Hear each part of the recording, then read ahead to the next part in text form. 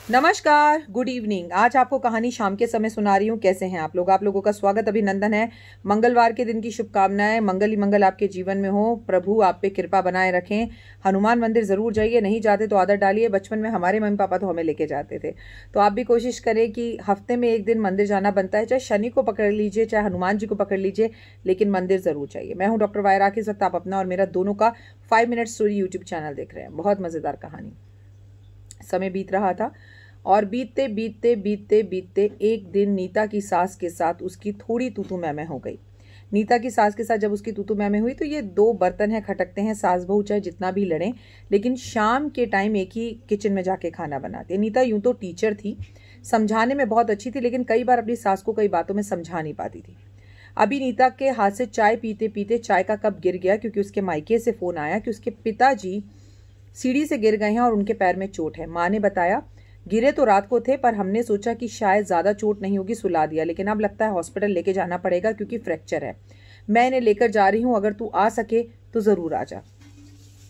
नीता ने फटाफट चाय जो गिरी थी उसे साफ किया और भागकर अपने पति के पास गई कि मेरी पापा की तबीयत बहुत ज़्यादा ख़राब है और मुझे हॉस्पिटल जाना है। मम्मी अकेली हैं, भाई यूएसए में है, मैं जा रही हूँ। तो इतने में पति ने बोला ठीक है, माँ से पूछ लो, लेकिन पलटकर ये नहीं पूछा कि तुम्हारे पिताजी को क्या हो गया। क्योंकि अगर नीता को अपने ससुराल जाने के लिए अपनी सास से परमिशन चाहिए तो दामाद भी तो बेटे के बराबर होता है। क्या दामाद का ये फ़र्ज़ नहीं होता कि वो ये पूछे, अरे पापा को क्या हो गया, तुम अकेले क्यों जाओगी, किसी पैसे की ज़रूरत तो नहीं, क्या मैं तुम्हारे साथ नहीं चल सकता? अक्सर आपने तो एक कहानी सुनी होगी कि बहुएं कभी भी बेटियां नहीं बन सकती। दिल पर हाथ रखकर बोलिए, क्या सच में दामाद बेटे बन जाते हैं?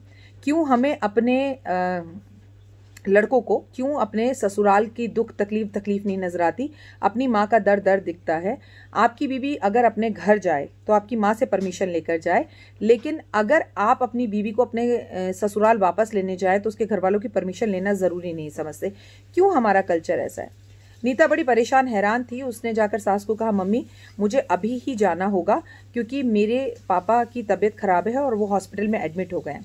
सास ने भी पलटकर ये नहीं पूछा कि तुम्हारे पिताजी को क्या हुआ, उल्टा ये जरूर कह दिया कि अभी तो तुम मायके होकर आई थी। उसने बोला, मम्मी मैं घूमने नहीं जा रही हूँ, मेरी माँ अकेली है, मेरा भाई यूएसए में है और मेरी माँ की 2 ही संतान है, एक मैं हूँ और एक वो वहाँ है, तो मुझे अभी ही जाना होगा। सास ने बड़ा बुरा सा मुंह बना लिया।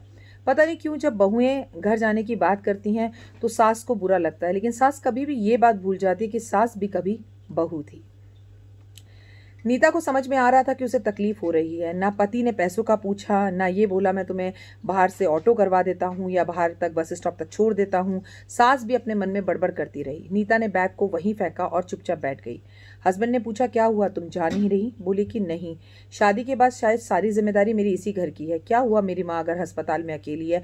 क्या हुआ मेरे पिता के पैर में अगर फ्रैक्चर है? तुमने तो एक बार ज़रूरत आने पर यह भी नहीं सोचा कि तुम मुझसे पूछो, मेरा साथ दो या मेरी मदद करने की कोशिश करो या मम्मी पापा को फ़ोन कर लो या मेरे को बस स्टॉप तक छोड़ दो। पति को ये बात समझ में आ चुकी थी कि पत्नी को ये बात बुरी लगी है और उसे अपनी गलती का एहसास भी हुआ। इसी के साथ साथ जैसे ही नीता रसोई में चुन्नी उतारकर खाना बनाने जाने लगी तो उसको एक चीख की आवाज़ आई। सास सीढ़ी से नीचे गिर चुकी थी और नीता चुपचाप अपना खाना बना रही थी। इतने में बेटे ने बोला, अरे अरे मम्मी गिर गई है, सुनाई नहीं देता क्या, बहरी हो?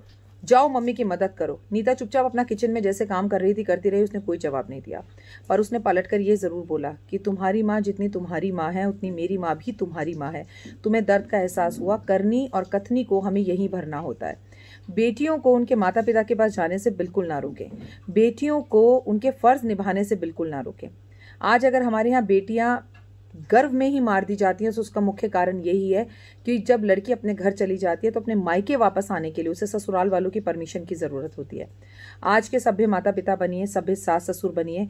अगर बेटियां हर वक्त सास से परमिशन लेकर मायके आती जाती रहीं और अपने घर की जिम्मेदारी को यूं ही सास से पूछकर निभाती रहीं तो बेटियां पेट में ही मरती रहेंगी। बच्चियों के पैदा होने पर सब बोझ ही समझेंगे उन्हें, लेकिन जिस दिन सास ने, एक औरत ने औरत का साथ दिया और बोला, बेटा अपने घर जाने की तुझे मुझसे पूछने की ज़रूरत नहीं है, जितना ये घर तेरा है उतना वो घर तेरा है, जितना तू मेरा यहाँ ध्यान रखती है उतना अपने मम्मी पापा का भी ध्यान रख। अगर तू अपनी माँ के घर जाकर कुछ दिन रुक सकती है तो तेरी माँ भी कुछ दिन के लिए आकर तेरे ससुराल में रुक सकती है। यकीनन वक्त में जब भी कोई बदलाव आया है तो वो बदलाव औरतों ने ही किया है। आइए हम औरतें ही मिलकर आज इस कहानी को शेयर करते हैं, आगे बढ़ाते हैं, ताकि औरत औरत की दुश्मन ना रहे, दोस्त बन जाए, सोच अच्छी हो जाए और लड़की का एक नहीं दो दो घर हो जाए। जय माता दी।